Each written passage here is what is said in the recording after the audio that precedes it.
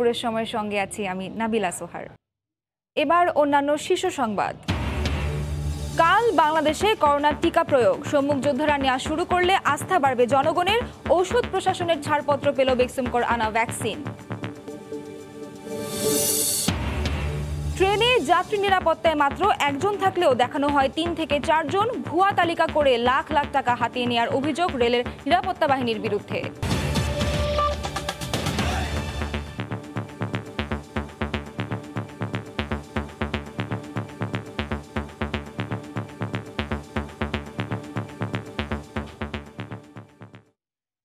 Chittagong city corporation নির্বাচনে vote গ্রহণের জন্য কেন্দ্রে কেন্দ্রে পৌঁছে যাচ্ছে সরঞ্জাম। নগরীর জিমনেশিয়াম হল সহ 4টি পয়েন্ট থেকে প্রিজাইডিং কর্মকর্তাদের বিতরণ করা হয় ইভিএম মেশিন সহ এসব সামগ্রী। ইভিএমে ভোট দিয়ে নিরাপত্তা বাড়ির ফেরার নিশ্চিতের আশ্বাস দিয়েছেন প্রধান নির্বাচনী কর্মকর্তা। বিস্তারিত জানাচ্ছেন পার্থপ্রতিম বিশ্বাস।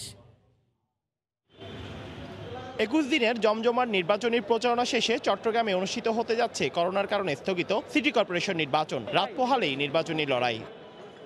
মঙ্গলবার সকাল থেকে নগরীর জিমনেশিয়াম হল সহ 4টি পয়েন্ট থেকে শুরু হয় নির্বাচনী সরঞ্জাম বিতরণ। একে একে প্রিসাইডিং কর্মকর্তারা ইভিএম মেশিন সহ 70 রকমের নির্বাচনী সরঞ্জাম বুঝে নিয়ে নগরীর 41টি ওয়ার্ডের কেন্দ্রের দিকে যাত্রা করেন। ইভিএম এর যেসব জিনিসপত্র সবগুলো মনিটর বা যা জিনিসপত্র আছে সব বুঝে পেয়েছি। সবকিছু আমরা ট্রেনিং দিলাম বা সবকিছু করলাম, সবকিছু ফেয়ার সুন্দর মনে হচ্ছে, খুবই চমৎকার এবং সিস্টেমেটিকে সবকিছু দেওয়া হচ্ছে। সিলগালা করে আমাদেরকে দেওয়া সেই সিলগালাকৃত খাম, এই সমস্ত বিষয়গুলো আমরা প্রিজাইডিং অফিসারদেরকে বুঝিয়ে দিচ্ছি। তারা এগুলো নিয়ে কেন্দ্রে চলে যাবে। উৎসবমুখর পরিবেশে উল্লেখযোগ্য সংখ্যক ভোটার উপস্থিত হবেন বলে আশা প্রধান নির্বাচনী কর্মকর্তার। নেওয়া হয়েছে নিরাপত্তা ব্যবস্থাও। সিটি কর্পোরেশন নির্বাচনটি এই প্রথমবারের মতোই একেবারে 735টি ভোট কেন্দ্র আছে, সকল কেন্দ্রে ইভিএম এর মাধ্যমে ভোট গ্রহণ অনুষ্ঠিত হবে। ভোটারদেরকে আমরা আশ্বস্ত করতে চাই যে আগামীকালকে একেবারেই তারা শান্তিপূর্ণভাবে ভোট কেন্দ্রে যেতে পারবে এবং ভোট কেন্দ্রে গিয়ে তাদের পছন্দের প্রার্থীকে ভোট দিয়ে তারা বাসায় ফিরে আসতে পারবে। আমরা আশা করছি এখানেও সন্তোষজনক ভোটার উপস্থিতি থাকবে। এবারের নির্বাচনে 735টি কেন্দ্রের 764টি বুথে ভোট গ্রহণ হবে। এতে প্রতিদ্বন্দ্বিতা করছেন 7 জন মেয়র ও 225 জন কাউন্সিলর প্রার্থী। গত বছরের 29শে মার্চ অনুষ্ঠিত হওয়ার কথা ছিল চট্টগ্রাম সিটি কর্পোরেশন নির্বাচন, কিন্তু করোনা মহামারীর কারণে সেই নির্বাচন অনুষ্ঠিত হওয়া সম্ভব হয়নি। 27শে জানুয়ারি চট্টগ্রাম সিটি কর্পোরেশনের ইতিহাসে প্রথমবারের মতো অনুষ্ঠিত হবে ইভিএম এর নির্বাচন। 19 লাখ ভোটার তাদের ভোটাধিকার সঠিকভাবে প্রয়োগ করতে পারবে, এ প্রত্যাশা নগরবাসীর। জিমনেশিয়াম হল থেকে পার্থপ্রতিম বিশ্বাস, সময় সংবাদ। এই মুহূর্তে জিমনেশিয়াম হলে আছেন পার্থপ্রতিম বিশ্বাস এবং কাজীর দেউরিতে আছেন রিপোর্টার কমল দে। প্রথমে যাচ্ছি পার্থর কাছে। পার্থ, ধন্যবাদ। রাত পোহালেই চট্টগ্রাম সিটি কর্পোরেশন নির্বাচন। বহুল প্রতীক্ষিত এই নির্বাচনের কারণ 8 মাস আগে মার্চের 29 তারিখ অনুষ্ঠিত হওয়ার কথা ছিল এই চট্টগ্রাম সিটি কর্পোরেশন নির্বাচন, কিন্তু করোনা মহামারীর কারণে এই নির্বাচন অনুষ্ঠিত হওয়ার সম্ভব হয়নি। এরপরেই কিন্তু এই বছর 2021 সালের জানুয়ারির 27 তারিখ নির্বাচনের ডেট দেয় নির্বাচন কমিশন। এরপর জানুয়ারির 8 তারিখ থেকে নির্বাচনী প্রচারণা শুরু হয়। 21 দিনের যে জমজমার নির্বাচনী প্রচারণা, সেই নির্বাচনী প্রচারণা গতকাল মধ্যরাতে শেষ হয়েছে। সেক্ষেত্রে রাত পোহালেই অনুষ্ঠিত হবে চট্টগ্রাম সিটি কর্পোরেশন নির্বাচন। আজকে সকাল থেকে আমরা আছি নির্বাচনের জিমনেশিয়াম এলাকায়। সকাল থেকেই কিন্তু নির্বাচনী সরঞ্জাম, সেই সরঞ্জামগুলো কিন্তু প্রিজাইডিং অফিসার, সরকারি প্রিজাইডিং অফিসার যারা রয়েছে তারা কিন্তু এখান থেকে নিয়ে যাচ্ছে কেন্দ্রে কেন্দ্রে। সেক্ষেত্রে এবার প্রথমবারের মতো চট্টগ্রাম সিটি কর্পোরেশন নির্বাচনে ইভিএম এ ভোট অনুষ্ঠিত হবে। এর আগে জাতীয় সংসদ নির্বাচনে চট্টগ্রাম 9 আসনে ইভিএম এ ভোট হয়েছিল, কিন্তু সিটি কর্পোরেশন নির্বাচনে কখনো ইভিএম এ ভোট অনুষ্ঠিত হয়নি। এবারে প্রথমবারের মতো ইভিএম এ ভোট অনুষ্ঠিত হচ্ছে। তো সেক্ষেত্রে চট্টগ্রামবাসী কিন্তু অনেকটা অধীর আগ্রহে অপেক্ষা করছে ইভিএম এ ভোট প্রদান করার জন্য। এবার 19 লাখ ভোটার রয়েছে, যার মধ্যে 85,000 হচ্ছে নতুন ভোটার, যারা প্রথমবারের মতো ভোট প্রদান করবে, প্রথমবারের মতো তারা ইভিএম এ ভোট দিবে। তো সেক্ষেত্রে কিছুক্ষণ আগে এখানে নির্বাচন কর্মকর্তা, রিটার্নিং কর্মকর্তা এসেছিলেন। তিনি আমাদেরকে জানিয়েছেন আসলে আইন শৃঙ্খলা রক্ষাকারী বাহিনী থেকে শুরু করে সবাই কিন্তু পর্যাপ্ত নিরাপত্তা ব্যবস্থা গ্রহণ করেছে। ভোটাররা অত্যন্ত শান্তিপূর্ণ পরিবেশে ভোট প্রদান করে নিরাপদে বাড়ি ফিরতে পারবে, সেই নিশ্চয়তা কিন্তু দিয়েছেন প্রধান নির্বাচন কর্মকর্তা, এবং তিনি আরও বলেছেন ইভিএমে ভোট প্রদান করলে সেই ভোট অনেকটাই সুষ্ঠু হবে, সেই কথাও কিন্তু তিনি বলেছেন। অন্যদিকে আমরা যদি একটু জানাই, আজকে নাসিরাবাদ বয়েজ, আগ্রাবাদ বালিকা উচ্চ বিদ্যালয়, বন্দর স্কুল অ্যান্ড কলেজ সহ এছাড়া এখানকার যে অডিটোরিয়াম, এখান থেকে কিন্তু মোট 4 জায়গা থেকে আজকে নির্বাচনী সরঞ্জাম বিতরণ করা হচ্ছে। সেক্ষেত্রে নগরীর যে 735টি কেন্দ্র রয়েছে সব জায়গায় প্রিজাইডিং কর্মকর্তা, সহকারী প্রিজাইডিং কর্মকর্তা তারা অত্যন্ত সুশৃঙ্খল পরিবেশে কেন্দ্রে কেন্দ্রে নির্বাচনী সরঞ্জাম নিয়ে যাচ্ছে। তো বলা যায় আগামীকাল সকাল থেকেই শুরু হবে চট্টগ্রাম সিটি কর্পোরেশন নির্বাচনের ভোট। তো এই ছিল আমার কাছে এখনো পর্যন্ত নগরীর জিমনেশিয়াম থেকে এখানকার সর্বশেষ খবর। আমরা যাচ্ছি আমাদের আরেক সহকর্মী কমলদের কাছে। ধন্যবাদ পার্থ। চট্টগ্রাম সিটি কর্পোরেশন নির্বাচনের সমস্ত প্রক্রিয়া কিন্তু সম্পন্ন করে এনেছে নির্বাচন কমিশন। এখন কেন্দ্রগুলো কিন্তু প্রস্তুত, ইতিমধ্যে মালামাল নিয়ে প্রিসাইডিং অফিসার সহ অন্যান্য কর্মকর্তার পাশাপাশি আইন শৃঙ্খলা বাহিনীর সদস্যরা কিন্তু কেন্দ্রে কিন্তু চলে আসেন। তারা এখন কেন্দ্র সাজাচ্ছেন আগামীকাল ভোট গ্রহণের জন্য। একটি সুষ্ঠু সুন্দর নির্বাচন যেরকম পদক্ষেপ নেওয়া উচিত তার সবগুলি পদক্ষেপ নিয়েছে বলে জানিয়েছেন প্রশাসনের কর্মকর্তারা। বিশেষ করে নিরাপত্তার কথা যদি আমি বলি, কেন্দ্রগুলিকে কিন্তু 4 স্তরের নিরাপত্তা বলে গড়ে তোলা হয়েছে। কেন্দ্রের ভিত্তি থাকবে সশস্ত্র পুলিশ সদস্য, থাকবেন আনসার, থাকবেন প্রহরে, থাকবেন বিজিবি এবং র্যাব। তো এক্ষেত্রে আইন শৃঙ্খলা বাহিনী কিন্তু যেটা বলা হয়েছে প্রায় 25,000 আইন শৃঙ্খলা বাহিনীর সদস্য নিয়োজিত থাকবে এই নির্বাচন। বিশেষ করে 8,000-এর বেশি পুলিশ সদস্য যেমন রয়েছে, তেমনি রয়েছে 12,000 আনসার সদস্য, 1 ব্যাটালিয়ন র্যাব এবং বিজিবি রয়েছে 25 প্লাটুন, এছাড়া রয়েছে কোস্টগার্ড। এই 5টি আইন শৃঙ্খলা বাহিনীর সমন্বয়ে কিন্তু বিশেষ নিরাপত্তা করা হয়েছে কেন্দ্র ভিত্তিক, যাতে কোনো রকম বিশৃঙ্খলা ঘটনা না যায়। বিশেষ করে সিএমপি কমিশনার সালেহ মোহাম্মদ তানভীর বারবার হুঁশিয়ারি উচ্চারণ করেছেন কাউকে কোনো রকম প্রভাব বিস্তার করতে দেওয়া হবে না কেন্দ্রগুলিতে, এবং যার যে অবস্থা এবং পুলিশ সদস্যদেরকে কিন্তু সকালে যে ব্রিফিংটি হয়েছে সেই ব্রিফিংয়ে বলা হয়েছে তারা কিন্তু পেশাদারিত্বের মধ্যে কাজ করতে পারবে, এমনটি কিন্তু বলা হয়েছে। এবং আমরা দেখতে পাচ্ছি এখন কেন্দ্র চট্টগ্রাম যে আমি যে এখন যেখানে আসছি এটি মূলত 2টি ভোট কেন্দ্র, এখানে আঞ্চলিক প্রশাসন কেন্দ্রে, এখানে প্রিসাইডিং অফিসার, সহকারী প্রিসাইডিং অফিসার এবং নির্বাচন কর্মকর্তারা তাদের যে মালামালগুলি রয়েছে অর্থাৎ ভোট গ্রহণের যে জিনিসপত্রগুলি সেগুলো তারা পরীক্ষা করে দেখছেন, এবং তারা কিছুক্ষণ পর রুমগুলি তারা সাজিয়ে দেবেন ভোট কেন্দ্রের জন্য। আপনি জানেন এবার কিন্তু প্রায় 19 লাখ ভোটার তাদের আগামীকাল যে ভোটাধিকার প্রয়োগ করবেন, এবং পুরো ভোট গ্রহণটি হবে ইভিএম মেশিনের মতো, ইভিএম এর মাধ্যমে, এবং সেইভাবে কিন্তু প্রস্তুতি নেওয়া হচ্ছে এই নির্বাচন কর্মকর্তাদের মধ্যে। তো বলা চলে আইন শৃঙ্খলা বাহিনী কিন্তু কঠোর অবস্থানে আছে, প্রায় 4 স্তরের নিরাপত্তা বলয় গড়ে তোলা হয়েছে। এবং এখন পর্যন্ত আমরা দেখেছি গতকাল থেকে বিজিবি সদস্যরা নগর জুড়ে টহল দিয়ে যাচ্ছে, এবং পুলিশও কিন্তু কেন্দ্রগুলি, পুলিশ এবং আনসার সদস্যরা কিন্তু কেন্দ্রে এসে অবস্থান নিয়েছে। অর্থাৎ বলা চলে নগরবাসীকে একটি সুন্দর সুষ্ঠু নির্বাচন উপহার দেওয়ার জন্য আইন শৃঙ্খলা বাহিনী এবং নির্বাচন কর্মকর্তার পাশাপাশি যে প্রিসাইডিং অফিসাররা রয়েছেন তারা চেষ্টা করবেন বলে আমাদেরকে জানিয়েছেন। তো এখন পর্যন্ত আমার কাছে ছিল প্রায় 25,000 সদস্য আইন শৃঙ্খলা বাহিনীর সদস্যের সমন্বয়ে আগামীকাল যে নির্বাচন হবে তার প্রস্তুতি সম্পন্ন করে এনেছেন নির্বাচন কমিশন। কাজের দেরি থেকে এতক্ষণ আমাদের সঙ্গে সরাসরি যুক্ত ছিলেন রিপোর্টার কমল দে, এবং তার আগে জিমনেশিয়াম হল থেকে যুক্ত ছিলেন পার্থপ্রতিম বিশ্বাস। দুপুরের সময় আরও থাকছে 30 জানুয়ারি পর্দা উঠছে আন্তর্জাতিক শিশু চলচ্চিত্র উৎসবের। বাংলাদেশি শিশুদের নির্মিত 19টি সিনেমা সহ দেখানো হবে নানা দেশের 179টি সিনেমা।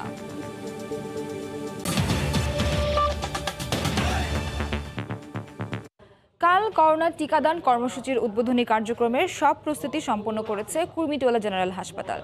প্রথম দিন 24 জনকে দেয়া হবে এই টিকা। এদিকে ভারত থেকে আনা বেক্সিমকো টিকায় কোনো সমস্যা না থাকায় ছাড়পত্র দিয়েছে ওষুধ প্রশাসন অধিদপ্তর।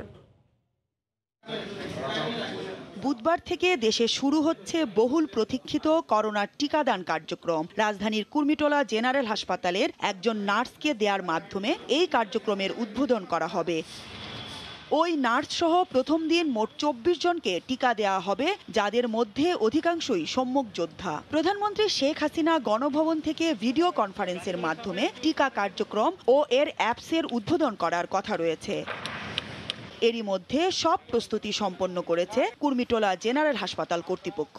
আমরা আমাদের প্রস্তুতির একদম শেষ পর্যায়ে আছি। আগামীকালকের যে মূল প্রোগ্রাম সেটার জন্য আমাদের প্রস্তুতিটা পুরোপুরি সম্পন্ন হয়ে গেছে আমাদের পক্ষ থেকে। এদিকে ভারতের সেরাম থেকে ভ্যাকসিমকোর কেনা অক্সফোর্ড অ্যাস্ট্রাজেনেকার 3 কোটি ডোজের প্রথম লটের 50 লাখ ডোজের ছাড়পত্র দিয়েছে ওষুধ প্রশাসন অধিদপ্তর। আমাদের ওষুধ অধিদপ্তর থেকে, ওষুধ প্রশাসন অধিদপ্তর থেকে 2 জন কর্মকর্তা সার্বক্ষণিকভাবে ওনারা নিয়োজিত আছেন। ওনারা এয়ারপোর্ট থেকে আরম্ভ করে বেক্সিমকো ওয়্যার হাউস পর্যন্ত ওনারা ছিলেন এবং ওনারা বেক্সিমকো ওয়্যার হাউসে ভ্যাকসিনগুলো রেখে তারপরে কিন্তু সেখান থেকে এসছেন এবং বেক্সিমকো ওয়্যার হাউসে যে টেম্পারেচার সেটাও কিন্তু আমরা পর্যবেক্ষণে রেখেছি। ফিজিক্যাল যে প্যারামিটার যেগুলো আছে সেগুলো আমরা দেখেছি যে সার্বিকভাবে সব কিছু আমরা সন্তোষজনক পাওয়ায় আমরা কিন্তু এই ভ্যাকসিনের লট রিলিজ সার্টিফিকেট দিচ্ছি, আমাদের ওষুধ প্রশাসন অধিদপ্তর থেকে আমরা দিচ্ছি। টিকা কার্যক্রমের দ্বিতীয় দিন অর্থাৎ 28 জানুয়ারি 5টি হাসপাতালের 100 জন করে মোট 500 জনকে টিকা দেওয়া হবে। মৌসুম ইসলাম, সময় সংবাদ, ঢাকা। ভ্যাকসিন কার্যক্রম চালাতে সম্পূর্ণ প্রস্তুত ঢাকা মেডিকেল কলেজ হাসপাতালও। 28 জানুয়ারি থেকে করোনার টিকা দিতে সার্বিক প্রস্তুতি শেষ করেছে কর্তৃপক্ষ। 4টি বুথ সহ সেখানে করা হয়েছে পোস্ট ভ্যাকসিন ওয়েটিং জোন। সময় সংবাদকে এই তথ্য জানিয়েছে ডিএমসি। কার্যক্রম পুরোপুরি শুরু হলে ভ্যাকসিন দিয়ে গুজব মানুষ বিশ্বাস করবে না বলে জানান টিকা নিতে যাওয়া প্রথম চিকিৎসক। আর মাত্র 2 দিনের অপেক্ষা, এরপরেই দেশে শুরু হচ্ছে কোভিড-19 টিকা প্রয়োগের কার্যক্রম। অ্যাস্ট্রাজেনেকার ফর্মুলায় ভারতের সিরাম ইনস্টিটিউট থেকে কেনা কোভিশিল্ড ভ্যাকসিন 28 জানুয়ারি থেকে দেয়া শুরু হবে Dhaka medical college, Mugda medical college হাসপাতাল, কুর্মিটোলা জেনারেল হাসপাতাল ও বাংলাদেশ কুয়েত মৈত্রী হাসপাতালে। ঠিক এখন কোন অবস্থায় আছে প্রস্তুতি জানতে চাইলে ডিএমসি কর্তৃপক্ষ জানায় সব কার্যক্রম প্রায় শেষ পর্যায়ে। 4টি বুথে দেয়া হবে ভ্যাকসিন। আনন্দঘন পরিবেশে স্বস্তির সাথে ভ্যাকসিন কার্যক্রমটা শুরু হোক, সবাই ভ্যাকসিন দেখ এবং ভ্যাকসিন নিতে আসুক এবং সেই প্রস্তুতির জন্য যা যা প্রয়োজন সম্পূর্ণ একেবারে নিচ্ছিদ্র প্রস্তুতি আমরা নেওয়ার ব্যবস্থা করছি। তিনি জানান কার্যক্রম শুরু হলে মানুষের মধ্যে আস্থা ফিরবে। তো থাকবেন তারা, তো আমাদের ডক্টররাই তো প্রথম ভ্যাকসিন নিচ্ছেন। তো আমার ধারণা ভ্যাকসিন কার্যক্রম শুরু হয়ে গেলে এই ধরনের যে কিছু নেগেটিভ যে বিষয় আসছে বা গুজবের কথাই যদি বলি সেগুলো আমার মনে হয় ওই দিনের পরে আর এগুলো থাকবে না। এদিকে ভ্যাকসিন কার্যক্রমের শুরুতেই ডিএমসির যে চিকিৎসক ভ্যাকসিন নেবেন তিনি জানিয়েছেন এর মাধ্যমে মহামারী মুক্তির পথে অগ্রসর হবে দেশ। আমাদের সবারই অবশ্যই ভ্যাকসিনটা নেওয়া উচিত, কারণ এটা একটা সৌভাগ্যের ব্যাপার। এবং এই যে আমরা যে করোনা থেকে অনেক মানুষকে হারিয়েছি, অনেক জ্ঞানী গুণী বিখ্যাত মানুষকে হারিয়েছি, আমরা আর কাউকে হারাতে চাই না। যে কাউকে না হারাতে চাইলে আমাদের কাছে কিন্তু একটাই বিকল্প আছে, সেটি হচ্ছে ভ্যাকসিন নেওয়া। মহামারীকে পরাস্ত করতে সমাজের সবাইকে নির্ভয়ে ভ্যাকসিনেশন কার্যক্রমে অংশ নেওয়ার আহ্বান জানিয়েছেন দেশের শীর্ষ এই প্রতিষ্ঠানের চিকিৎসকরা। দেবাশিস রায়, সময় সংবাদ, ঢাকা। যুক্তরাজ্য থেকে সিলেটে আসা যাত্রীদের মধ্যে 28 জনের শরীরে করোনা পজিটিভ শনাক্ত হওয়ায় সিলেট জুড়ে আতঙ্ক দেখা দিয়েছে। স্বাস্থ্য বিভাগের দাবি লন্ডন থেকে আক্রান্ত হয়ে এসেছেন প্রবাসীরা। এই মুহূর্তে নগরীর সিভিল সার্জনের কার্যালয়ে আছেন রিপোর্টার ইকরামুল কবির। সরাসরি চলে যাচ্ছি তার কাছে। ইকরাম,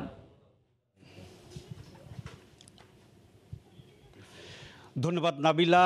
সিলেটে যে 28 জন যাত্রীর করোনা পজিটিভ পাওয়া গিয়েছে সেই 157 জনের মধ্যে 28 জনকে কেন পজিটিভ হলো বা তাদের এই যে পুরো জানুয়ারি মাস জুড়ে 60টি ফ্লাইট এলো এবং তারা আগেও এলো লন্ডন থেকে, এই হঠাৎ করে 28 জনের শরীরে কেন করোনা পজিটিভ বা কোভিড-19 পাওয়া গেল তা তদন্তে আইসিডিআর থেকে তদন্ত কমিটি আসছে বা বিশেষজ্ঞরা আসছে। তারা আসার পরে বোঝা যাবে কেন হঠাৎ করে 28 জনের শরীরে পাওয়া গেছে। এ বিষয়ে কথা বলার জন্য আমি এখন সিভিল সার্জনের কার্যালয়ে, আমার সাথে আছেন সিলেটের সিভিল সার্জন ডাক্তার প্রেমানন্দ মণ্ডল। আমি জানতে চাচ্ছি হঠাৎ করে এত যাত্রী এলো, কয়েক শত যাত্রীরা এলো, হঠাৎ করে 28 জনের শরীরে কেন এই কোভিড-19 পাওয়া গেল এবং পরবর্তী তাদের বিরুদ্ধে কী ব্যবস্থা নেওয়া হচ্ছে? আপনারা ইতিমধ্যেই শুনেছেন যে গত 21 থেকে যে ফ্লাইটটি আমাদের এখানে এসেছে 157 যাত্রী নিয়ে, আমরা সরকারি নির্দেশনা মোতাবেক 4 দিন পরে তাদেরকে পরীক্ষা করা এবং গতকালকে তাদের 157 জনের মধ্যে 28 জন যাত্রী পজিটিভ ধরা পড়েছে। তো এটি আসলে আমাদের জন্য একটু অ্যালার্মিং ব্যাপার। তো সেই ক্ষেত্রে আমরা যে সমস্ত পদক্ষেপ নিয়েছি তাদেরকে সরকারি নির্দেশনা মোতাবেক তাদেরকে হাসপাতালে আইসোলেশন করা হচ্ছে এবং তাদেরকে আবার রিচেক করার জন্য আমরা গতকালকে আমরা স্যাম্পল নিয়েছি এবং সেটা আমাদের যে শাহজালাল বিজ্ঞান ও প্রযুক্তি বিশ্ববিদ্যালয় থেকে সেটা আমরা টেস্টের জন্য পাঠিয়েছি। হয়তো আজকে রাতের মধ্যে সেটা রেজাল্ট চলে আসবে। আর ইতিমধ্যে আমরা বিষয়টি আমাদের যে প্রফেসর নাসিমা সুলতান ম্যাডামকে জানিয়েছি, এডিজি ম্যাডাম, এবং পাশাপাশি আমাদের যে আইডিসিআর যে আলমগীর স্যার ওনাকে পাঠিয়েছি, বলেছি, এবং ওনারা আইডিসিআর পক্ষ থেকে অলরেডি একটা সার্ভেলেন্স টিম আসতেছে এবং তারা আধা ঘন্টার মধ্যে সিলেটে পৌঁছে যাবে এবং তারা এখানে থেকে এবং রীতিমতো এটা ইনভেস্টিগেশন করবে। কারণ আমরা শুনেছি যে লন্ডনের যে নতুন স্ট্রেনটি এসেছে সেই স্ট্রেনটি সত্যি এখানে যারা পজিটিভ আছে তাদের মধ্যে সেই স্ট্রেনটি বহন করছে কিনা সে ব্যাপারে তারা ইনভেস্টিগেশন করেই এটি জানাবে। যদি সত্যি সত্যি স্ট্রেনটি সেই ধরনের হয়ে থাকে তাহলে তো এটা আসলেই আতঙ্কের ব্যাপার। সেই ক্ষেত্রে আমাদের আরও বিভিন্ন পদক্ষেপ আছে, সরকারি নির্দেশ মতো আমরা আরও পদক্ষেপ নিব। ধন্যবাদ।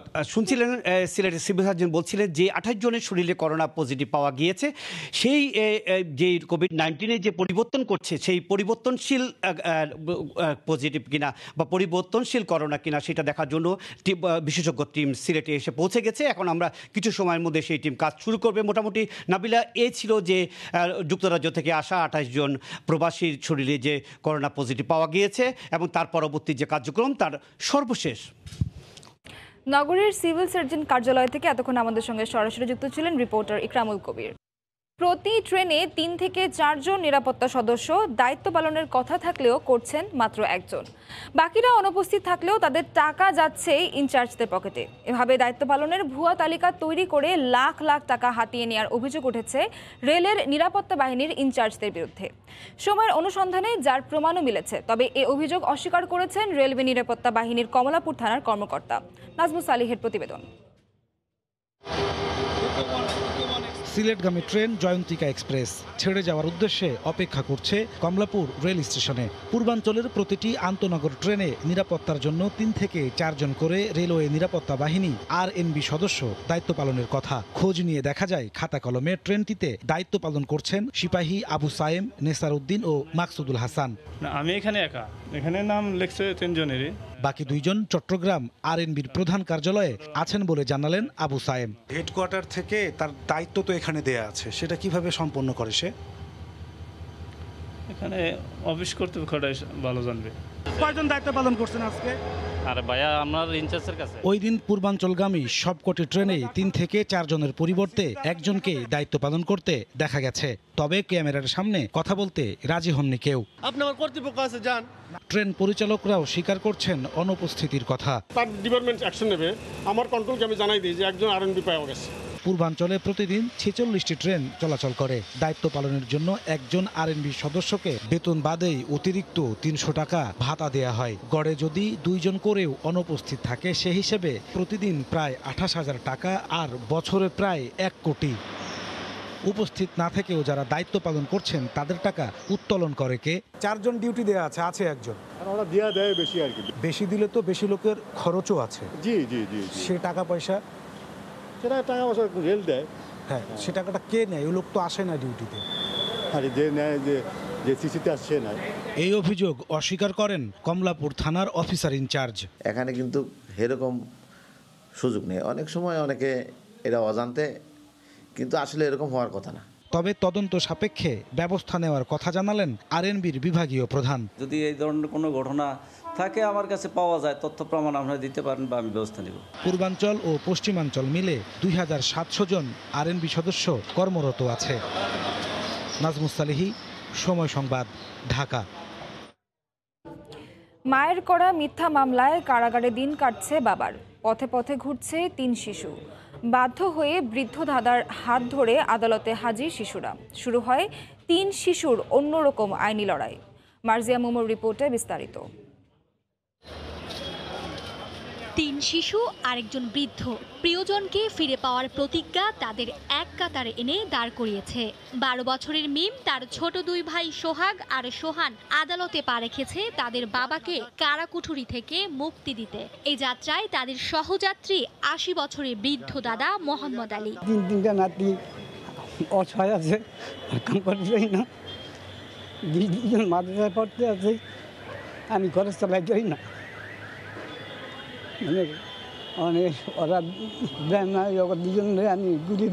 জানা গেছে পরকীয়ার জের ধরে স্ত্রী আসমা বেগমের করা মিথ্যা মামলায় মোহাম্মদ সোহেল গেল 1.5 বছর ধরে কারাগারে। এই মামলায় ঢাল হিসেবে ব্যবহার করা হয়েছিল মেয়ে মিমকে, কিন্তু এবার মিম আর তার ছোট 2 ভাই বাবার নির্দোষিতার কথা জানাতেই আদালতে হাজির হলো। আমার বাবাকে ছাড়া এখন একটু ভালো লাগে না, মনে হয় কি আমার বাপ, আমি এতিম, পৃথিবীতে কেউ নেই। আমার আব্বুকে চাই, আর কিছু চাই না আমরা। আমার বাবা থাকতো আমার অনেক কিছু দিতে পারতো, আমার আব্বা নাই, কেমন আমাকে সবাই এতিম এতিম করে ডাকে। মায়ের পরক্রিয়া যে আসক্ত সেটাকে ধামাচাপা দেওয়ার জন্য এই মামলাটার অবতারণা করেছে। আমরা একটা ন্যায় বিচার আশা করছি। রাষ্ট্রপক্ষের আইনজীবী জানান, মামলাটি মিথ্যা হলে বাদীর বিরুদ্ধে 17 ধারায় ব্যবস্থা নেওয়া হবে। আমি তো যদি মিথ্যা দেয়া থাকে 17 ধারায় বাদীর বিরুদ্ধে হবে। যদিও এর পরপরই সংশ্লিষ্ট ট্রাইব্যুনালের বিচারকের সঙ্গে যোগাযোগ করে আদালতের নির্ধারিত সময়ের বাইরে গিয়ে আসামি সোহেলের বিরুদ্ধে অভিযোগ গঠনের উদ্যোগ নেন রাষ্ট্রপক্ষের আইনজীবী। এদিকে সোহেলের 3 সন্তান আর বৃদ্ধ পিতার চোখে হার না মানার প্রত্যয়। আইনি লড়াইয়ে জয়ী হয়ে প্রিয়জনকে ঘরে ফিরে নেয়ার স্বপ্ন দেখছে তারা। মার্জিয়া মুমু, সময় সংবাদ, ঢাকা। সম্পদ সালের পাশাপাশি জাতীয় পার্টির দুবার সংসদ সদস্যও ছিলেন, কিন্তু পরবর্তীতে নানা সমস্যায় অনেকটাই নিঃস্ব সাবেক রাষ্ট্রপতি এরশাদের পালিত মেয়ের জামাতা এনামুল হক জজ মিয়া। সাবেক এই এমপির আবেদনের পরিপ্রেক্ষিতে ময়মনসিংহ জেলার গফরগাঁওয়ে ভূমিহীন ও গৃহহীনদের জন্য প্রধানমন্ত্রীর দেয়া উপহার জমিসহ ঘর পেয়েছেন। সেই সাথে তার প্রাপ্য মুক্তিযোদ্ধার সনদ দেওয়ার আবেদন জানিয়েছেন তিনি। হোসেন আলী তোলা ছবি নিয়ে হারুনুর রশিদের রিপোর্ট। এরশাদ সরকারের আমলে 1986 ও 1988 সালে ময়মনসিংহ 10 গফরগাঁও আসনের সংসদ সদস্য ছিলেন প্রতাপশালী এনামুল হক জজ মিয়া।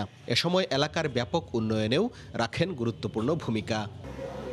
কিন্তু পরবর্তীতে ব্যক্তিগত ও রাজনৈতিক নানা সমস্যায় আর্থিক দৈন্যদশায় পড়েছেন সাবেক রাষ্ট্রপতি এরশাদের পালিত মেয়ের জামাতা সাবেক এই এমপি।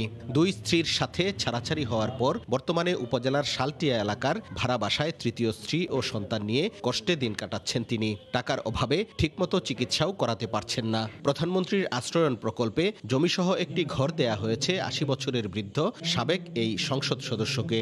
চিকিৎসা তো মোটেই করা পারতেছে না, সেই সুযোগও নাই। আর সংসার এই মানে আসি কোনো মতো আর কি। পাশাপাশি তার প্রাপ্য মুক্তিযোদ্ধা সনদ প্রদানের আবেদন জানিয়েছেন। এই জিনিসটা কেন আমি পাইতেছি না, বুঝলেন? এর পিছনে আবার 3-4 বছর ধরে আমি ঘোরাঘুরি করতেছি, কিন্তু আমি পাইতেছি না। সাবেক এই এমপির পাশে দাঁড়ানোর জন্য সরকারের প্রতি অনুরোধ জানিয়েছেন স্থানীয়রা। আসলে এমপি আছেন, গফরগাঁওয়ের লাগে অনেক উন্নয়ন করছে। একজন এমপি হিসেবে ওনাকে বাংলাদেশ সরকারের কাছে এটা আমাদের বক্তব্য থাকতে পারে, হয়তো একটা বলা থাকতে পারে, সেটা ওনাকে শুধু দেখভাল করার জন্য। আর স্থানীয় প্রশাসন পৌর এলাকায় সরকারি জায়গায় আরও একটি ঘর নির্মাণের আশ্বাস দেয়। ওনার জন্য আমরা পরবর্তীতে একটা সুন্দর সুইটেবল জায়গা দেখে পৌরসভার মধ্যে ওনার জন্য আরেকটা বাড়ি আমরা হয়তো তৈরি করে দিব। এরশাদ সরকারের সময় 3য় ও 4র্থ জাতীয় সংসদ নির্বাচনে জাতীয় পার্টির সংসদ সদস্য নির্বাচিত হন এনামুল হক জজ মিয়া। হারুনুর রশিদ, সময় সংবাদ, ময়মনসিংহ। 30 জানুয়ারি পর্দা উঠছে 14তম আন্তর্জাতিক শিশু চলচ্চিত্র উৎসবের। চলবে 5 ফেব্রুয়ারি পর্যন্ত। দুপুরে আলিওস ফ্রজিজে উৎসবের বিস্তারিত তুলে ধরে আয়োজক প্রতিষ্ঠান children's film society Bangladesh. Bangladeshi শিশুদের নির্মিত 19টি চলচ্চিত্র প্রদর্শিত হবে এবারের উৎসবে। ফ্রেমে ফ্রেমে আগামীর স্বপ্ন, এই প্রতিপাদ্যে এবারও শুরু হচ্ছে আন্তর্জাতিক শিশু চলচ্চিত্র উৎসব। 37টি দেশ, 179টি শিশুতোষ চলচ্চিত্র, 3টি ভেনিউ। আবারও যেখানে মেতে উঠবে শিশু কিশোররা, দেখবে দেখাবে তাদের চোখে দেখা পৃথিবীর রূপ। দুপুরে আলিয়াস ফ্রান্সিসে এবারের আয়োজন নিয়ে কথা বলে children's film society Bangladesh. Corona বাস্তবতায় স্বাস্থ্যবিধি মেনে শিশু কিশোরদের জন্য বিশ্বের অন্যতম বড় এ আনন্দ আয়োজন নিয়ে চ্যালেঞ্জের কথা তুলে ধরে সংগঠনটি। হলের 50% সিট হচ্ছে আমরা বরাদ্দ রাখছি এবং এক সিট পরপর প্রত্যেকটা সিট আমরা ব্লক করে দিচ্ছি। এতে করে সামাজিক দূরত্বটা নিশ্চিত হচ্ছে। হ্যান্ড স্যানিটাইজার, মাস্ক থেকে শুরু করে পুরো উৎসব চত্বরের যে হাইজিন মেনটেন্যান্স তারা দেখার কথা দিয়েছে আমাদের।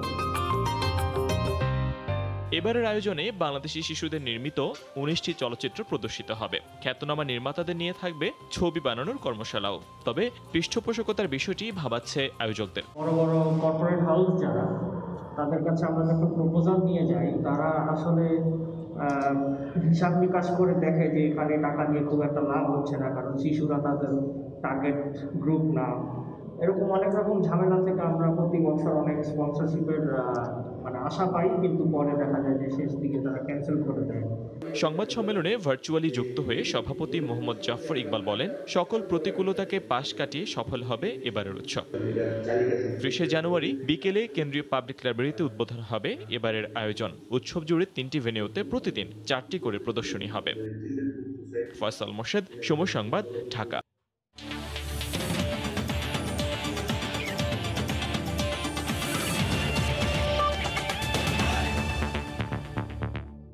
ব্যক্তিগত কারণে নিউজিল্যান্ড সফরে বাংলাদেশের হয়ে খেলতে পারবেন না সাকিব আল হাসান।